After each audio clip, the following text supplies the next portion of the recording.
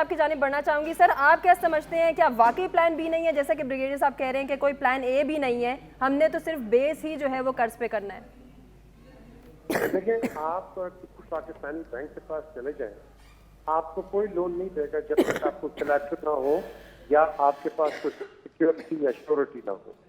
تو اس وقت جو ملک کے حالات ہیں, کوئی دنیا کا جو آپ کا جو بینکنگ آرگنائزیشن ہے وہ ایک بیڈ رسک کو آگے نہیں رکھے گا.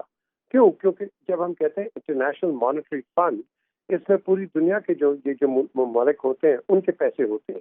تو اگر کل اللہ کرے گا ہم اچھے حالات میں ہوں گے تو پھر ہم بھی یہاں کنٹریبیوٹ کریں گے for countries which really need money. تو at this present moment in time ہمارے جو پولیٹیکل حالات ہیں وہ اتنے اچھے نہیں ہیں, کیونکہ ہم تو ڈائلاگ بھی نہیں چاہتے.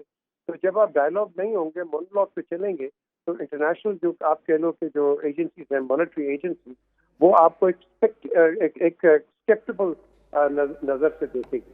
تو نیچرلی وہ آپ کو آپ کا کنڈیشنز ڈالے گی. اب ایک دیکھو نا, بیکاز آف دس انہوں نے جو 9% ریویو اس کو اکٹھا کر دیا. اب 9th ریویو جو کہ جس پہ بجٹ پاکستان کا بنا ہوا ہے وہ اس کو ایکسپٹ نہیں کر رہے, وہ 10 کی. تو وہ آپ کو فیوچر آپ سے مانگ رہے ہیں کہ بھی بتاؤ کہ تم آگے سے پیسے کہاں لے کے آؤ گے, جس کے لیے ہم پریپیئرڈ نہیں ہیں.